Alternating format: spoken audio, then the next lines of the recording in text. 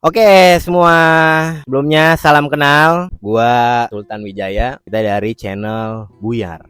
Jadi channel Buyar ini akan membahas ya kisah-kisah penting ya, kayaknya ya, kisah-kisah penting yang ada di bumi. Oke, karena bulan ini September, kita akan membahas tentang pemberontakan 30 SPKI atau pemberontakan 30 September Partai Komunis Indonesia. Tapi supaya sejarahnya enak nih, benang merahnya nyambung, kita akan bahas pemberontakan-pemberontakan yang serupa seperti pemberontakan 30 SPKI. Kita mulai dari berdirinya Kerajaan Kahuripan di Jawa Timur oleh Raja Erlangga. Karena Jawa adalah kunci. Nah nanti akan banyak tuh pemberontakan-pemberontakan, tapi ujung-ujungnya, percaya sama gue, ujung-ujungnya sampai pemberontakan 30 SPKI. Jadi kita ngalur terus nih coy, dari awal sampai 30 SPKI. Jadi lo harus tonton, lo harus subscribe, share. Oke? Gas. この番組はご覧のスポンサーの提供でお送りしました。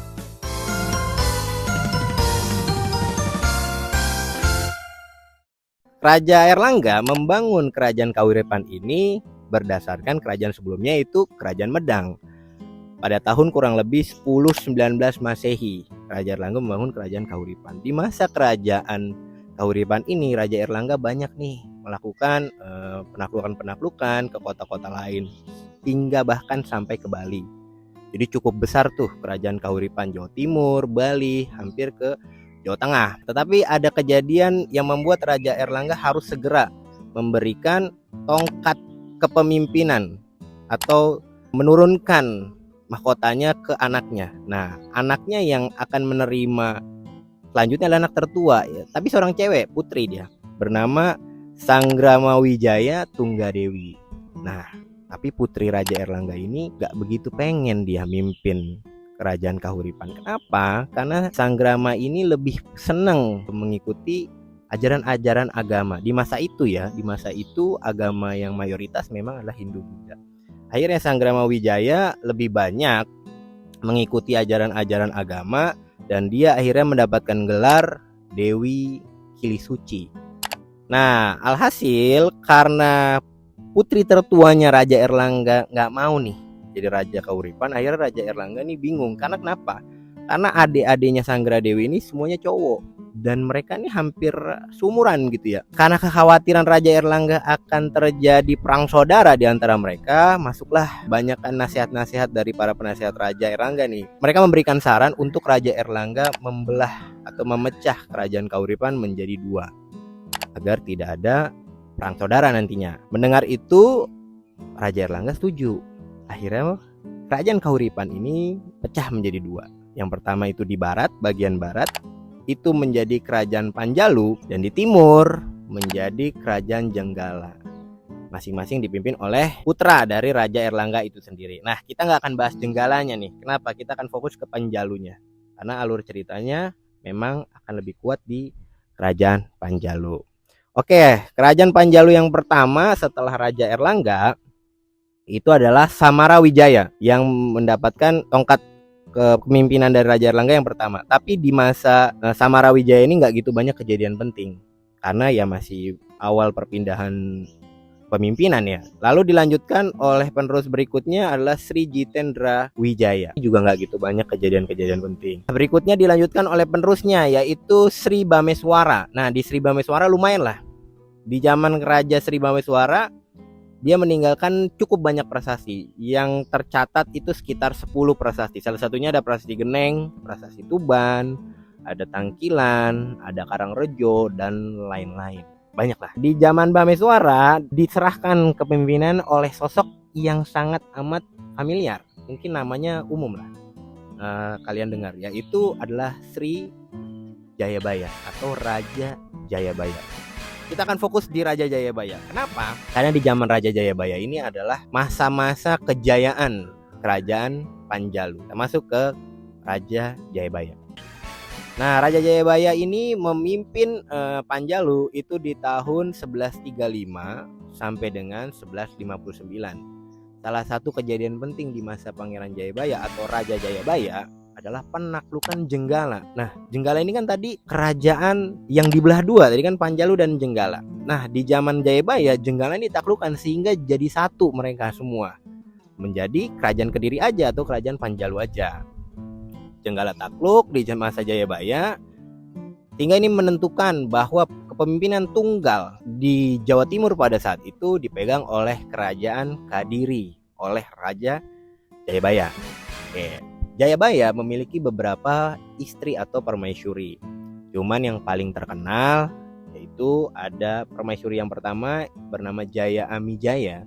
Kenapa dia terkenal? Karena Jaya Amijaya ini nantinya akan banyak melahirkan dari keturunannya, yaitu raja-raja Jawa, bahkan sampai Majapahit nanti.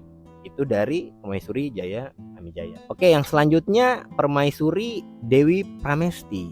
Nah, Dewi Pramesti ini permaisuri keduanya Jayabaya yang menikah dengan seorang raja bernama Astradharma, dan dia melahirkan sosok yang melegenda. Filmnya ada di mana-mana.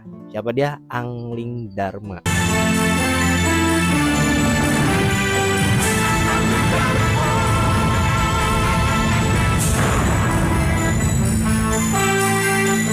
Nah, itu anaknya Raja Jayabaya, coy. Anaknya Raja Jayabaya. Ingat ya, Angling Dharma.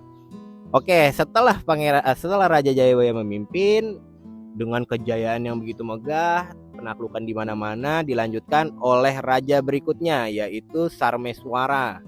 Tidak ada yang begitu menarik di Sarmeswara, lu bisa baca juga untuk mempertebal. Ada Aryaswara, ada Gandra, Kameswara, hingga sampai ke puncak nih, yaitu Raja Kertajaya. Nah, Kertajaya kita akan bahas sedikit. Di masa Kertajaya ini adalah masa-masa akhir dari kerajaan Kadiri atau kerajaan Panjalu. Karena di masa Kertajaya ini, Kertajaya memimpin semaunya, kurang lebih lah ya. Maksudnya dia udah masa kerajaan besar, pasukan besar, dan seterusnya. Ingat tadi di kerajaan di kerajaan Kediri ini mayoritas agamanya Hindu dan Buddha. Jadi di sana banyak kaum-kaum beragama yang dikenal dengan kaum Brahmana. Nah, di masa Kertajaya ini, masa terburuknya adalah sampai Kertajaya mengaku bahwa dia adalah dewa. Nah, di masa inilah muncul pergolakan atau pemberontakan yang besar dari satu sosok yang cukup fenomenal yang bernama Ken Arok. Kita lanjut di video berikutnya.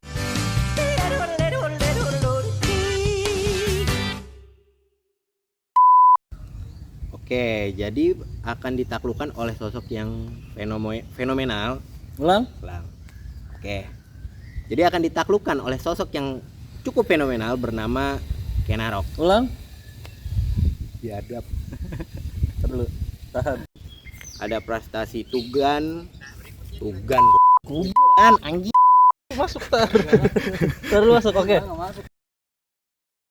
Nggak dapat nama-nama dia malip anegel mengai posos nak rehal mainda radar saaman rebajar ngaros nanged haki namai almengai ay abayanya udah itu siang berpirasa nana ini itsemar bed itsemar piwed iru siang ber itu nyal ngek ya gimana ay iru siang ira dut nanti apa aja mas nak bawa jajar jarut ya raina nurut kita nak rehal hanya nak anjing nani di ayahnya nak dari depan ayahnya mantap matra virus yang berbeda nak ngilap ngai namut virus yang berapa tak sih bar babi kilim bayar ayah ajar hello iri dak na ajar hello nggak kayak pidut kita sedap dong ditawajin langut nani bau habna kut nenemin yang gitu ayah aja sama jipul kata langit aja ulah nyap na jarko aja iri dek na jarki dan ang sakit rambuta si dajang isna kul katina langit jaya ben nama jinhat langit na